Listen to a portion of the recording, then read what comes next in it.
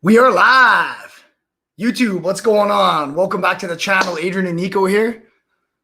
Super excited to have you guys on today. Just letting the room fill up a little bit here, seeing everybody joining.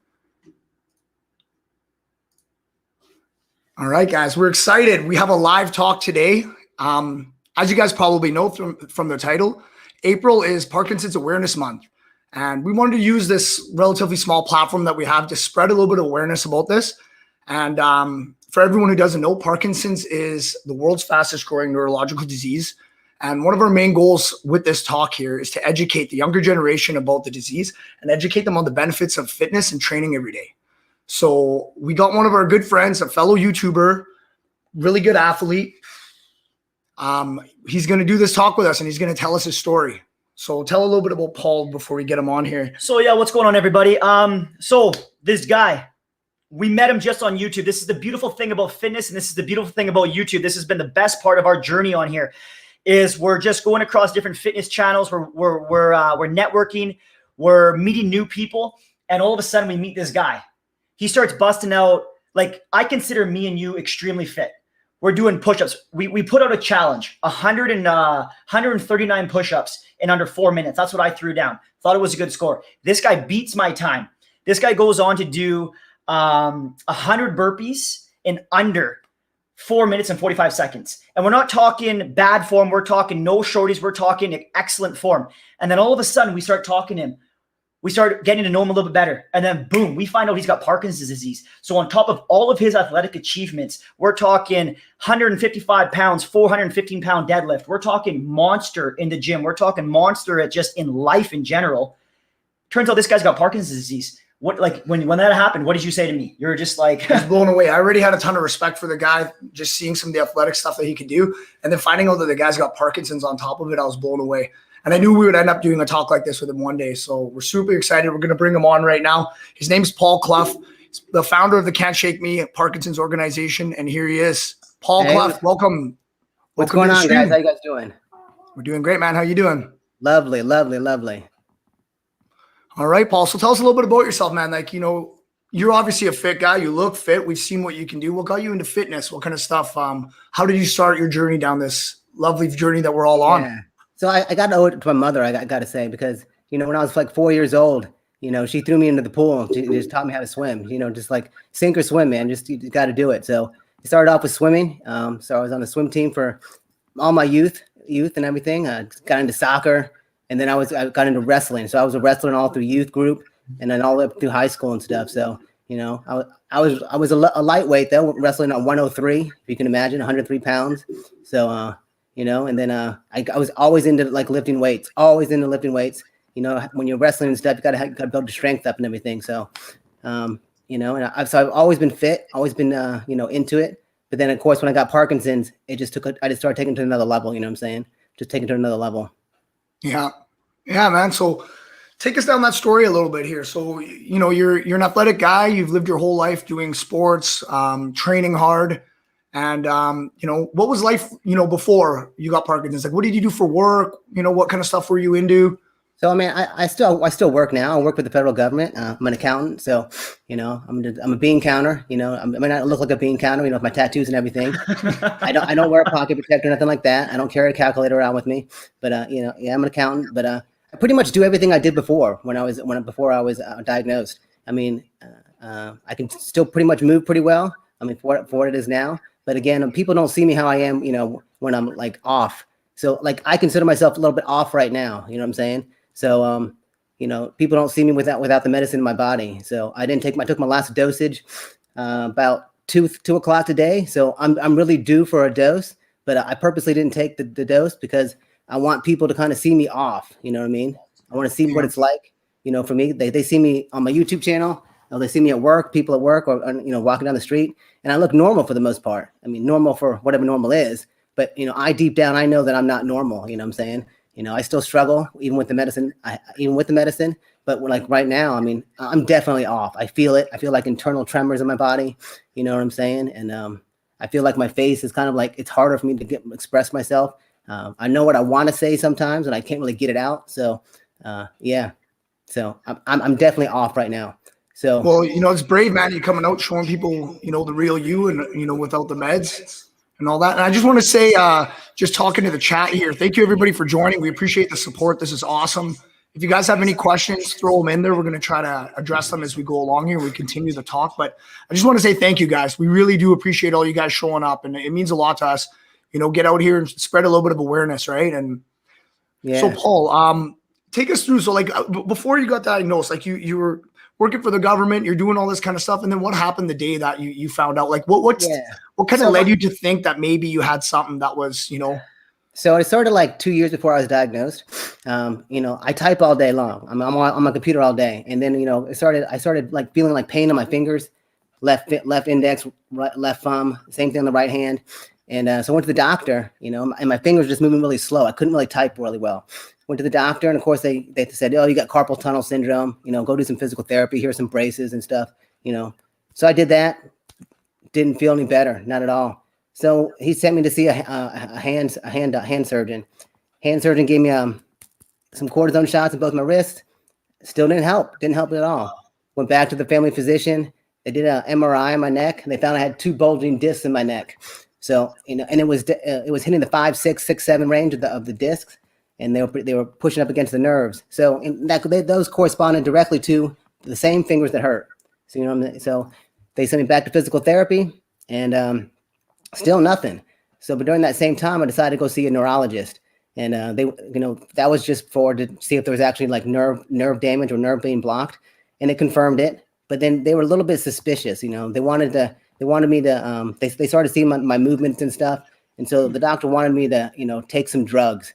She wanted me to take some drugs, and because if I reacted to the drugs, then I had Parkinson's or something. But I didn't want to do that. You know what I'm saying? I wasn't ready for that. I wanted to focus just on the neck. So I went to see an orthopedic surgeon, and he confirmed, I have the disc issue. So he sent me back to physical therapy. Went back for that for another 3 or 4 months of that physical therapy. And again, it wasn't working. You know what I'm saying? And I noticed my body was getting slower and slower. So my movements were just like really slow. People that saw me at work, they saw the fact that I look like the Tin Man. You know what I'm saying? I was walking down the hallways, and people saying, "What's wrong with you, man? You look so stiff." And I was stiff. I mean, it was to the point I was embarrassed to walk the hallways. I literally would go to the basements to walk out in and out of the building because I didn't want people to see me. You know what I'm saying? I was, self-conscious about it. So I can only imagine, man. Yeah. And so I went back to the orthopedic surgeon. They decided, let's do surgery. So I have double disc surgery in my neck. Right? Holy man. Yeah, I have 2 artificial discs in my neck, and it stopped the pain I had in my arms. I was getting pain in my arms. But 6 weeks after the surgery, again, man, I was still super slow. Super, super slow. My movements were just, I couldn't really type still. So I went back to the neurologist, and I knew at that time, like, I knew I had it. I knew I had it. To be honest with you, though, I was more worried that I was more worried that I had ALS. That's what I was scared about. But, she gave me the drugs, a drug called carbidopa levodopa. I took it. The next day, I felt like a brand new man. I felt normal. And she took me off the drug, and then she said, "Paul, you got Parkinson's." And that was April 11th, 2017. So I just had my 4-year anniversary. So wow, and that's how I found out I had Parkinson's disease. And since then, I mean, like I said, exercise is critical for anyone. If you want to live a healthy life and live longer, you should exercise. But for people like me with Parkinson's, exercise is like it's our medicine. You know what I mean? It helps us with our gait, helps us with walking, our balance. It's kind of like a neuroprotective shield also, you know what I'm saying? So it's got tons of benefits for us. I feel totally different if I don't work out. If I go more than 2 days without working out, I'm a hot mess, man. I don't feel right at all. I have much more off periods and stuff. So, I mean, I hit the gym at least, I don't know, probably 6 days a week, 7 days a week. Yeah. So. Crazy, man. So Jessica wants to know here. I know you kind of answered this. It was about 2 years before you got diagnosed, but is that when the symptoms started for you? It's exactly when they started. So about 2 years before. So at least two and a half years before I was diagnosed, I something was wrong with me. Again, it started with the slowness, which is called bradykinesia. That's what it's called. It's slow motion. So that's like my main symptom is bradykinesia. That, and then I have a low voice. Low voice also is a symptom. Also, it's a sign of Parkinson's. Lack of smell. I mean, I know people are talking about it now with COVID. They've been getting like losing their sense of smell and stuff. Yeah. I haven't been able to smell like for, I don't know, 5-6 years at least, maybe. See, I would have never known that. See, that's something I never knew. So Parkinson's affects your senses as well, like Yeah. your sense of smell. And Yeah, that's a symptom of it. You know, it's a sign of it. So there's that. And then like a blank stare. You know, my wife always tells me like Paul, what's wrong with you? Why aren't you smiling? Or you can't smile. I sometimes have this blank stare on my face. You know, so yeah. I can't swing my left arm sometimes. You know, when I walk and stuff, my gait's off, but I can't swing my left arm. It just doesn't move. So Fit Evie here wants to know: is it hereditary? Is this something that? So I mean, there is a gene that's linked to Parkinson's. I was tested for the gene. I don't have the gene, but I mean, overall, they really don't know what causes Parkinson's.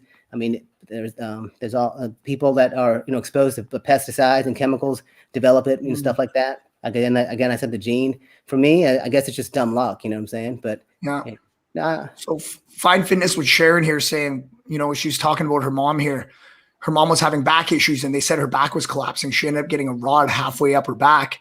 Later, they determined she didn't need it and it was Parkinson's as well. So I think this is hitting home for her as well, right? Yeah. I mean, there's lots of people that are misdiagnosed. Lots of people probably have Parkinson's and they don't even know they have it because I described to you some of the symptoms and they're very similar to lots of other things out there. You know what I mean? So it's a hard disease to actually confirm that you have it. But I mean, in the end, it is what it is. I have it. We all walk. Every single one of us that walks this earth has a challenge in life, and this one's mine, and I own it. You know what I mean? I own it. So, and like I've told you guys before, I believe I was meant to have this disease. To me, this is like my mission. You know what I'm saying? For the first time in my life, I finally feel like I know what I was meant to do. You know what I mean? I'm an accountant, but that doesn't really do anything in life. That gives me shivers, Paul, man. Like just hearing that just is like, wow, it's incredible to me. What a way to take that on. Just say, you know what, I'm meant to have this and I'm going to do good with it. I'm going to use this for good. I'm not going to wallow in self-pity and I'm going to, get something done here. Take the fire with me and move forward and be ambitious and do some great stuff. Cause you're doing it, man. Like you got your foundation, you're an inspiration. Like here, I want to pull up some of these comments here, man. Like people are saying like, you're a beast. Like, let me just get one here. I had one here. Daniel wants to know what fuels you to be so motivated. And that's what a lot of people say. It's like, man, you're a beast. Like you do some crazy stuff. Like what fuels you, man? Like I know that's the hardest thing. That's the intense part. Calling like a little bit. No, I don't want to go where I want to use it. Self-conscious, but also, I always want to prove myself and I want to prove to other people. I want to prove to other people that just because I have this disease doesn't mean that I can't accomplish great things, whether it's physically or whether it's professionally. Even at work, I take some of the harder positions just because I want to show people that I can still do it. You know what I mean? I can still do it. And again, I realize sometimes Parkinson's just doesn't affect you physically. You also have non-motor symptoms also. So, like I said, there's times when I'm trying to do my work. I'm doing briefings and stuff. And I know what I want to say and I can't say it. You know what I mean? I can't say it. The words just don't come out. Mm-hmm. So I have cognitive issues also. I have insomnia issues, big time insomnia issues. There was the longest time, except for the past month, I was only getting 2 hours of sleep. You know what I'm saying? 2 hours, 1 hour, that's it. That was it. So Keenan Braddock here is asking, Paul, what is the hardest thing that you find about living with Parkinson's? And that's an awesome picture, by the way, Keenan. That's nice. That is an awesome picture, Keenan. The hardest thing about living with Parkinson's. That's a really good question. I guess the hardest thing of living with it is that knowing that it's never going to go away. You know what I mean? Regardless of what I do, I'll go into the gym and I'll kick ass and I'll do whatever I can to, to keep the symptoms at bay. But, like I've said before, Parkinson's may one day take my body, but it'll never take my soul. But I love that thing. It's a beast itself. You know what I mean? It's a beast and it's a constant fight every single day. Every day I fight. Again, people don't realize what it's like, they have no idea. Like Nico, Adrian, you got your wallet in your back pocket right now? I got my wallet out of this room right now, but okay, what are you going to say? So imagine you're at the grocery store or something like that, right? You pull your wallet out. It's a simple task for you, right? Pretty simple. You pull your wallet out. You pull it out. Pull it out, pull the credit card out, right? Yep. You put it in the machine, right? Just like that. You're in and out not even a minute. Now, for someone like me, before I had my medicine and stuff, and I wasn't diagnosed yet, My first symptom was bradykinesia, slow movement. So I'd get up there and I would take forever for me to, pull my credit card out and put it in the machine. It felt like forever. And I have people behind me staring at me like, what's wrong with this guy? Why can't he pull his card out of his daggone wallet? You know what I'm saying? And then the anxiety kicks in because anxiety is a big issue also. And then I feel embarrassed about it and it gets worse and worse. And I'm moving slower and slower. But I mean, that's difficult. Something as simple as pulling your wallet out of your pocket and pulling the credit card out, it can be very difficult. You know what I'm saying? Just really difficult. So, I mean, those are the kind of things I live with on a daily basis. Again, people see me when I'm on and I have my medicine. They don't see me when I'm off. When I get up out of my daily task, every day I get up at like 3:45 in the morning. That's if, sometimes it's earlier than that, just because I can't sleep. But no matter what, wild within itself right there. 3:45 in the morning. That's crazy, man. 3:45 in the morning to take my drugs, right? I take my first dose at 3:45, 4 o'clock in the morning. Then 30 minutes later, I actually feel normal. And then I start stretching. And by 5 o'clock, 4:30, 5 o'clock, I'm downstairs in my gym and I'm working out. I work out for an hour and a half. Then I go to work. I take my medicine throughout the day and I'm good to go. And then I come home and work out again. And then by like this time now, like I am now, I'm starting to feel a little bit off. So, again, I feel like as if my movements are slow. My speech is kind of slurred. I mean, even though maybe not think so, but I know it's slurred for myself. I can feel it. So like right there, it's like almost like to me, I can't even tell that you seem any different, but to you, you have a self-doubt right there, right? Yeah. That's what it is, right? Yeah. It's almost like, that's the hard part. Hey, like living day-to-day life with that is just going through that. That's a very difficult situation to go through. Is that self-doubt? Yeah. I mean, and I don't want to say, my wife would tease me and say that I'm so into myself. She's like, Paul, no one cares about you. No one's looking at you. And that's probably true. But, I'm looking at myself. I know something's wrong with me and I hate it. But again, it is what it is. I mean, like I said, all of us on this earth is going to face a challenge, and this one's mine. It could always be worse. You know what I mean? It could always be worse. There are people out there with Parkinson's that have it way worse than I do, way worse. And that's the thing about Parkinson's. All of us are unique. All of us. So Fine Fitness with Sharon here is asking, does exercising help with your tremors? I actually don't have external tremors. I have internal tremors, and they do help with my internal tremors. But for some reason, like I was just saying, people with Parkinson's, we're all different. I don't have any external tremors. I don't have the hands that shake. You know what I'm saying? Most people that look at people with Parkinson's, first thing they notice is like a shake or something. I don't have the shakes at all. That's not me. I have bradykinesia, the slow movement. And then now I've started to develop, this is one symptom that hurts the most. I started developing what's called dystonia.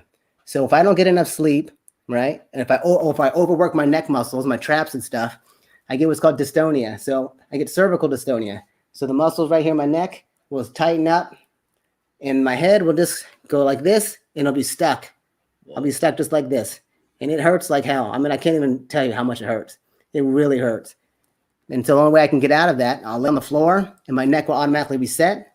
I'll take a pill and I'll swallow it.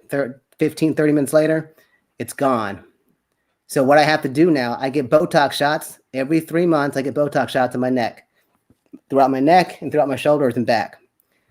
And I get dry needling twice a week, every single week. And I'll probably have to do that for the rest of my life. The dry needling helps get rid of all the trigger points in my back and my neck. And it helps to just, release the tension. But that's a constant. I mean, Parkinson's causes your muscles to be stiff and stuff. And yeah, I work out a lot. And then, this month has been difficult because I've been doing 100 burpees every single day, at least 100 burpees every day. So that's a lot of pressure, on your shoulders and your traps and everything else. And it just gets tight, gets real tight. So, dystonia is the worst. Yeah, I can only imagine, man, like with one of the crazy things you told me there was just even getting your wallet. That's something that most people would never understand is like just pulling your wallet. You take it for granted. You pull it out of your pocket and like sleeping, we wake up, we're able to move our necks. Like these are all different things that I've never considered. Like, I've taken it for granted, like it's just, it's crazy. So Jeff here wants to know, how have your family and friends help support you through this? Jeff, he should know that. He's one of my best friends from work. I call him Ass Man, but that's a different story.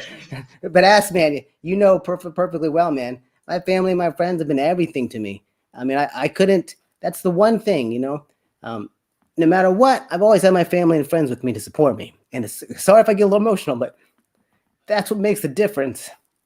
Because it doesn't affect me. It affects my family. You know what I'm saying?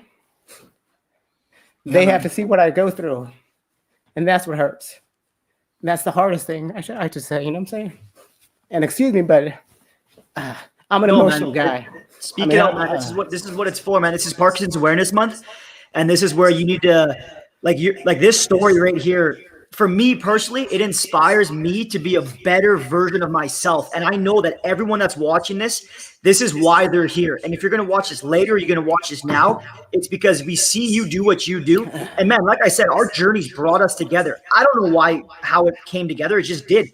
But man, like it moves me, man. Like it's like that whole story, like the whole, like it's just, and I know a little bit more about you than some other people do. And it's your no bullshit attitude, man. You could easily have so many excuses, yet you don't make any excuses. And that's what the most powerful thing is. And that's what your family sees, man. You may think you're a burden in a sense. I don't know, man. It's like, you're a strong guy, man. You're a pillar. I think they're looking up to you. They're like, man, look what he's going through. Yeah, but that's where we go back to saying that, you know, my family understands that. But, you know, as a man, I mean, I'm not trying to be sexist or nothing, but as a man, you want to provide, you know what I'm saying? You want to provide for your family. You want to be there for them. You want to be strong, you know, and not just physically, but emotionally.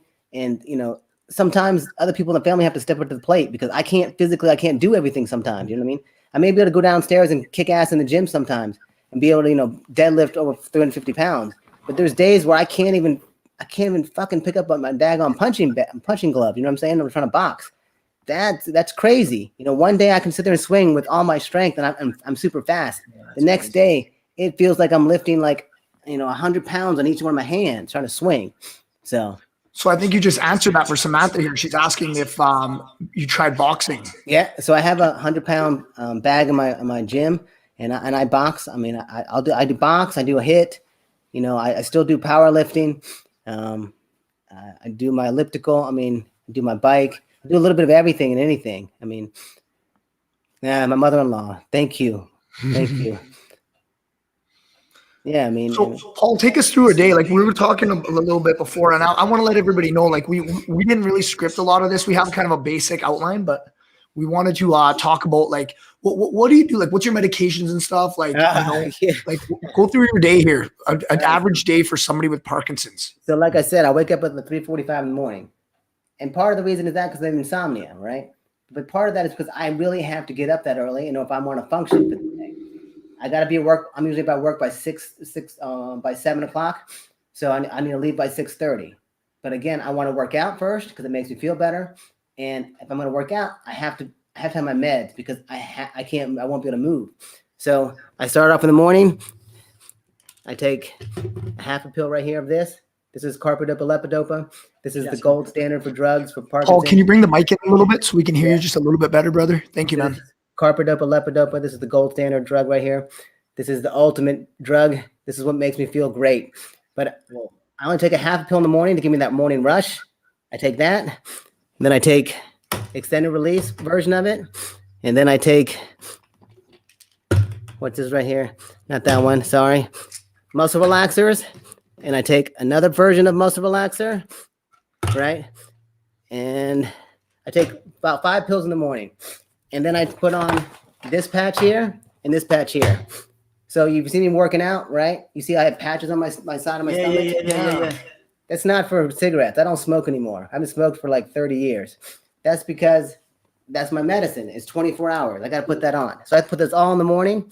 30 minutes later, I'm good to go. I can go downstairs in the gym. So like I said, 3:45, I wake up. About 4:30, 4:45, I go downstairs in my gym. I start working out. And then I work out. But that's how my day goes every single day. Even on the weekends, if I'm going to get up in the morning and I'm going to go somewhere, I'm going to have to get up early enough to take my medicine. If I don't take my medicine, I mean, I'm going to be a hot mess.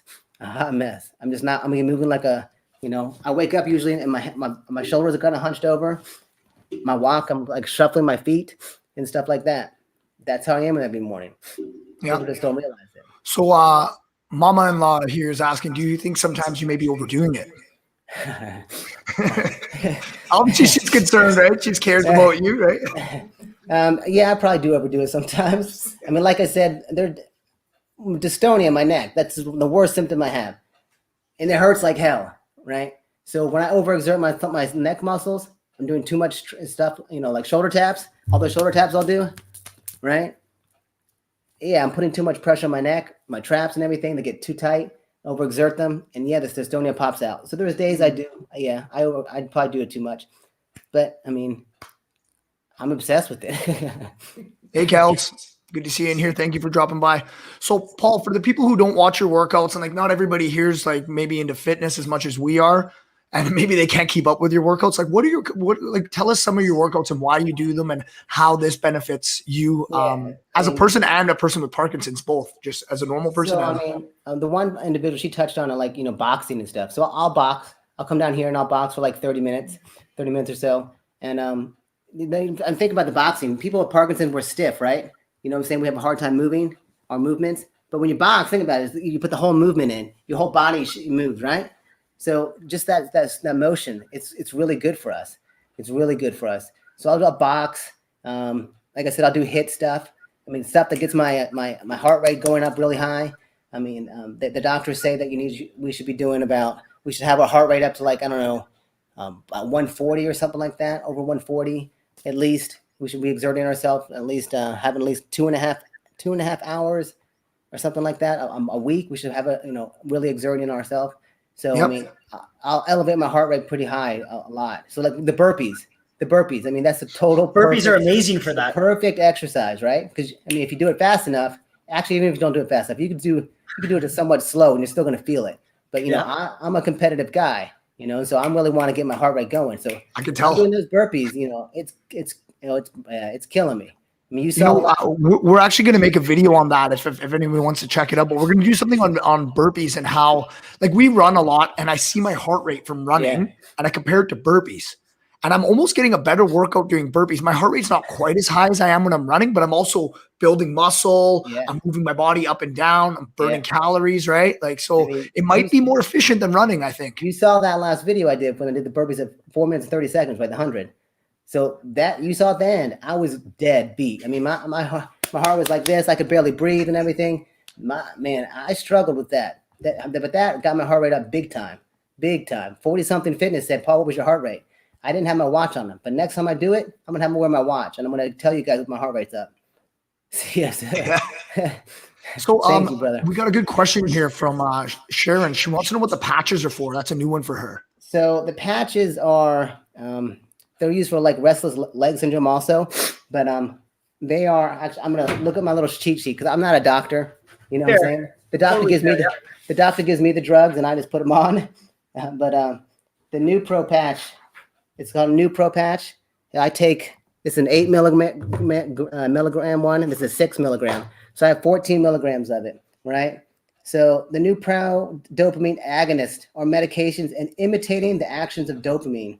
So it tricks my brain thinking I have more dopamine than I actually have, because dopamine is the drug in your body that helps you with movement, right? So people like me, people with Parkinson's, we're losing our dopamine. So that's why our movements are so slow. So it's tricking my brain thinking I have more dopamine than I actually have. So, and that's the other thing. Here's another one from Fit Evie. Can Parkinson's be reversed with proper diet? I don't think it's been proven that it can. I'm sure with anything, diet probably can help in some ways. If someone can show me that it actually does and they got a diet for me, I'll do it. I'll do just about anything to feel better. You know what I'm saying? Totally. We got a good one here. What's some advice? This guy's 215 and wants to increase his 4-minute burpees. Philly's finest. Just what is it?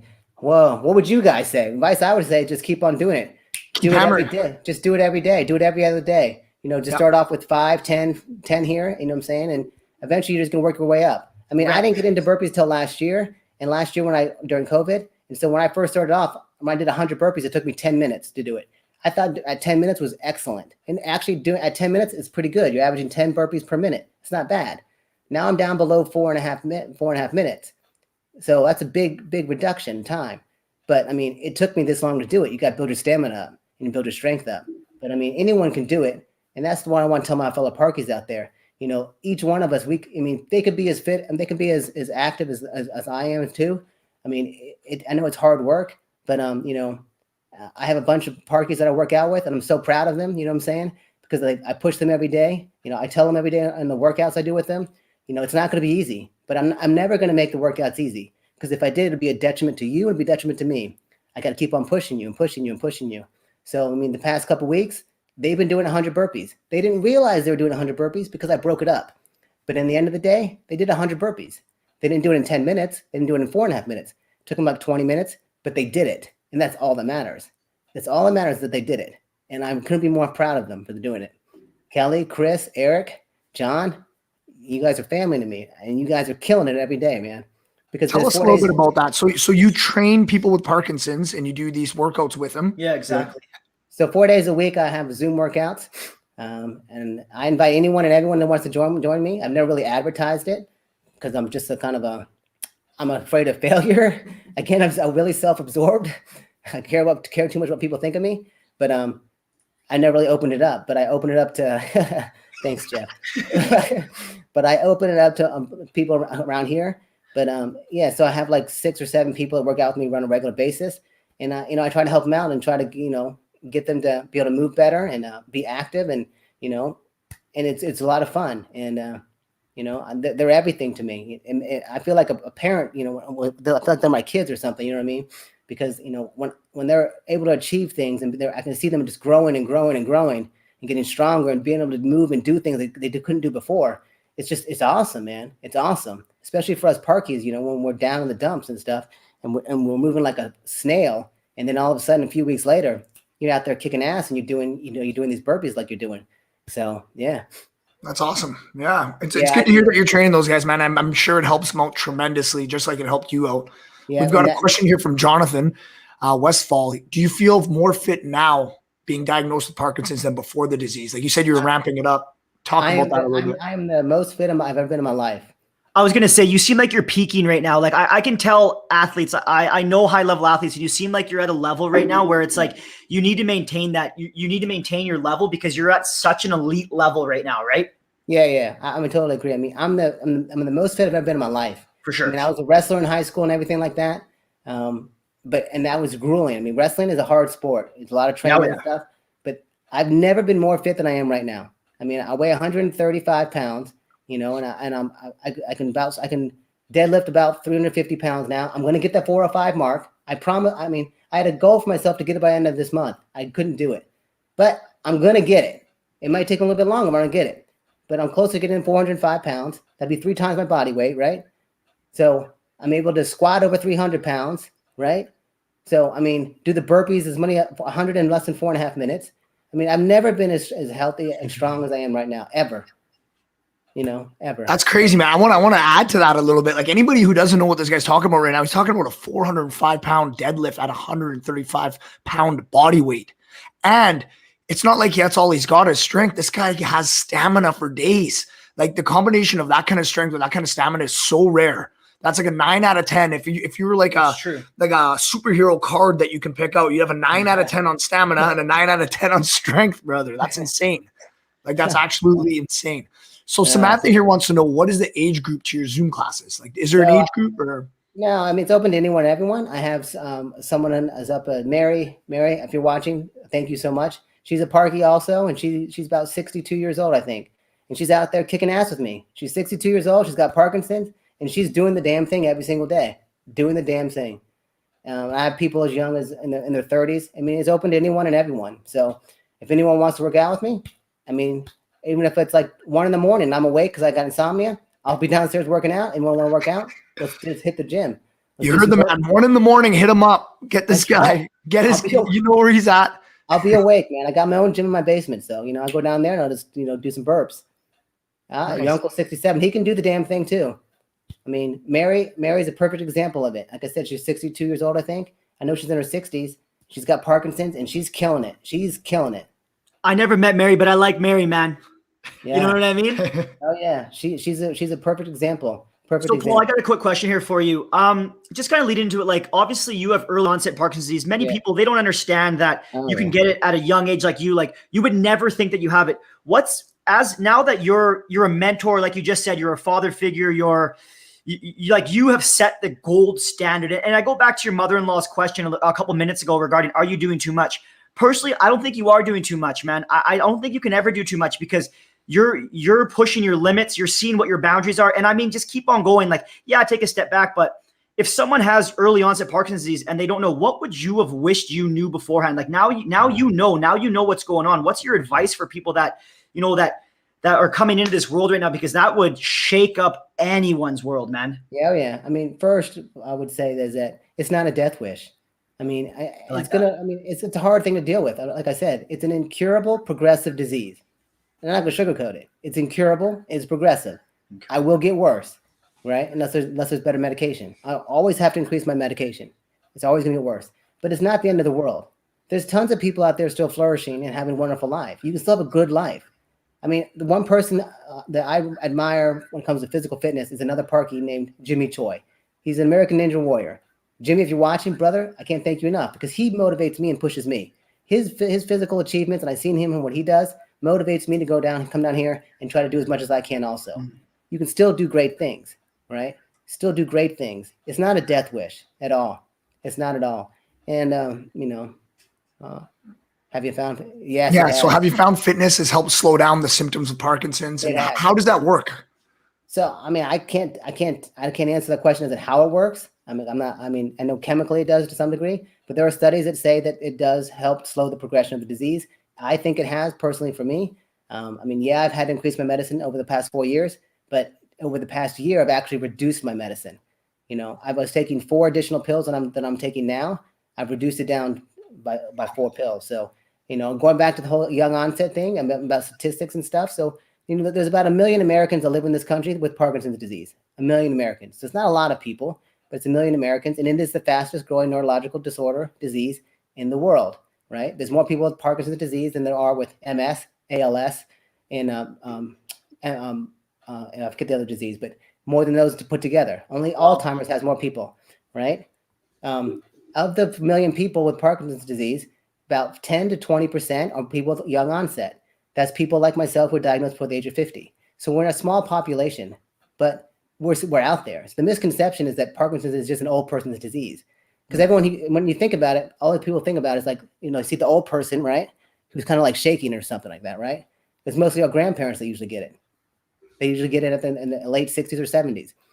But I'm the face of Parkinson's also. My fellow Parkies that I work out with, they're the face of Parkinson's also. There's hundreds of thousands of us out there with Men America that have this disease. It's not just an old person's disease, you know. And you know, if it wasn't for Michael J. Fox, fellow Canadian, right? If it wasn't for him or Muhammad Ali, people wouldn't even know about it. That's my personal opinion. And to me, it took a famous young person to get the disease in order to bring awareness. Mm-hmm. And if it's going to continue, it's going to be another famous person, young, who's going to get it again. I don't wish it upon anyone, in order to raise awareness about it. So that's my opinion. I mean, Muhammad Ali is gone now, and if the new generation, they don't even know who the hell Michael J. Fox is. They have no idea who he is. You know, I know when I think about it, I think about Muhammad Ali. That's the first thing that comes to my mind. You know, I idolize him a lot. You know, I'm sure most young men are, you know, our age do. Like that guy he's a legend. We'll remember him forever. But like you said, Michael J. Fox, like even at my age, I don't really know who he is. Back to the Future guy, right? Like that's a long time ago now, 70s, 80s, right? Yeah. I mean, I was at the bank a few months ago when I was trying to do my paperwork for my nonprofit. And the guy said, "What can't shake me?" And I told him, you know, it's my nonprofit about Parkinson's. He says, "What's Parkinson's?" And that's when I said, because everyone goes back to this, they said, "Do you know who Michael J. Fox is and Muhammad Ali?" He had no idea who Michael J. Fox was. He knew who Muhammad Ali was just a little bit, but he didn't know anything. He didn't really know. So, I mean, again, it took Michael J. Fox to get it and Muhammad Ali to have any kind of awareness like it has now. And once they pass away, Muhammad Ali's already gone. I mean, in my personal opinion, I mean, someone else, sadly enough, is going to have to get it, who's young and famous, in order to bring enough attention. That's why I'm not famous and I'm not young anymore, but I try to do whatever I can do to raise awareness about it. So, and we take our hat off to you for that, man. So this will tie in greatly to the next talking point here. We got 44 people on stream right now. Thank you everybody for joining. What can the average person do to help this cause, man? Like, what can we do? Just regular person watching this stream right now, there's 45 of them in here. What can they do today to help out a little bit? You know, besides tuning in here, and we want to say thank you because it does help spread awareness, guys. Yeah, and I want to thank everyone who's watching for being here. But one of the simplest things to do is that they can sign up and subscribe to this to PD Avengers. It's a group of Parkies that put this together, and all the PD Avengers is trying to do is just unite close to 1 million people to sign up and for the website, and unite about 1 million people to raise awareness about Parkinson's disease. That's it. It's a simple thing. You can just go on the website and subscribe. It's free. It's free. That's it. And for people out there who want to learn more about it, I recommend reading my friend Jonathan's book, Welcome to the YOPD Club. It's a great book. He's a great guy. He was diagnosed just last year, and here he is out there right now already writing a book. He's actually writing his second book about young onset Parkinson's disease, trying to bring awareness about it. Just talk about it. Just mention it. Just remembering the fact that it's not just an old person's disease. That's one of the easiest things you could do. So we can do those things. People can subscribe. It's free to subscribe to that, to the PD Adventures, guys. I subscribed earlier. Check it out. Super. They might send you an email, but it's super fast, super simple. Subscribe to that. There's a couple of different foundations. We got the Michael J. Fox Foundation, the Parkinson's Foundation, and then Jonathan Westfall wants you to talk about the Can't Shake Me Foundation. So you're wearing the shirt. Can't shake me. Yeah, Can't shake me. Yes, sir. Yes, sir. Tell us about it. So Can't Shake Me, Can't Shake Me, CSM. Our mission is dedicated, one, to raise awareness about young onset Parkinson's disease. That's the first thing, of course. The second thing is that we're focused on fitness. So we want to be able to help people in the community to live a better life through fitness. Whether that's helping them if they can't afford the classes, they can't afford punching bags, they can't afford the equipment, they can't afford the, like I said, classes and stuff like that. We want to be able to provide that for them. There's lots of people that can't afford that kind of stuff. You know what I'm saying? Also, provide them with the services also. So through CSM, myself, I'm trying to get other people to help us provide other services, whether it's yoga, whether it's cycling, other kind of fitness classes, to be able to provide the classes for them also. I want to be able to provide those classes for them for free. So whether they need to get the classes paid for or equipment paid for, or whether they can come through me and Can't Shake Me, that's what it's all about. It's just about fitness, health. You know what I'm saying? Giving them the services. Work, man. Giving them the services they need to be able to live a better life. Because exercise for us, like I said, is critical, and I live a better life through exercise, through fitness. It helps me tremendously with my fighting this disease. So, but that's what CSM is all about. So that's it. That's the Can't Shake Me Foundation, guys. So you heard it. Just to kind of circle back to what we were talking about there. If you guys are looking to raise awareness and support this cause, the free way that you can do it is just go to that PD Avengers, Avengers, subscribe to them. They're trying to get 1 million subscribers. And if you're going to go, the next step and want to donate some money, consider the Can't Shake Me Foundation or the Parkinson Foundation, Michael J. Fox Foundation. Any of those would, if you're going to do it and you want to, put a bit of your money up front, that's probably a good place to put it. And also, I got to plug it for myself, not just, but subscribe to my YouTube channel. Subscribe to Can't Shake Me's YouTube channel. Yeah, guys, it's not hard. You go over to his channel, hit a little red button. Yeah. It's easy. Go follow his workouts. And if you can't do one of his workouts, go subscribe. If you can beat him in his 100 burpees, you don't have to subscribe, but go try to beat him at 100 burpees. Yeah. Sharon, thank you so much for joining. I'm really sorry to hear that about your mom. And I'm glad that we honored her today. Thank you, Paul. I never knew her mom, but I knew she was a warrior. Every single person out there who has fights Parkinson, you have to be a warrior. Yeah, man. Because to go what we go through, you have to be able to be a warrior. It takes that much strength. Thank you, brother. 40-something fitness. Thank you. Just spectacular. All right, guys. Well, thank you very much for joining. I think that we had a really good talk there. Like he said, subscribe to his channel, guys. Go check him out. The guy's a beast. He is a super athlete, and you guys are going to see some great workouts, and you're going to be supporting a good cause. And I just want to leave with one other thing, and just remember, is that Parkinson's one day may take my body, but it'll never take my soul. It'll never take my soul. I'll fight to the end, and I hope all my fellow Parkinsons will do the same thing. Everyone walks this earth has a challenge. This is mine, and I own it. This is it. I just want to say, from me and Nico and everyone else that's around and all the people that are going to watch this, I wish we had a bigger platform. And I want you to know, man, that You really motivate us, and just keep on doing your thing, man. Keep on pushing us to be better. Yeah. And I can't thank you enough for being who you are, man. It's awesome to meet people like you on the internet, man. It's phenomenal. I can't thank you guys enough. You guys have done so much for me, helping to promote me, my YouTube channel. You guys deserve credit. You could deserve recognition. I can't thank you guys enough, seriously. And I will be there tomorrow morning at 10:45 Eastern, 7:45 Pacific, doing burpees with you guys. Let's get it. That'll be round 3 workout for me in the morning. Round 3. See, that's what I'm talking about, guys. We do a workout. Anybody who's going to join with us, you're going to see what kind of workout it is. That's his 3rd one of the day. Yeah. Okay. So subscribe, check them out. And thank you everybody for joining. Like, we got 44 people in here right now. It's been amazing. I'm glad we could use this platform to spread awareness and do good. Thank you, Paul. And like Adrian said, you're a hero to a lot of people. You keep doing you, man, because it's an amazing thing you're doing. Thank you guys. Thank you. I'll see you guys tomorrow, brother. Awesome. Everybody have a good night. We'll see you tomorrow for the live stream. Thank you, everybody.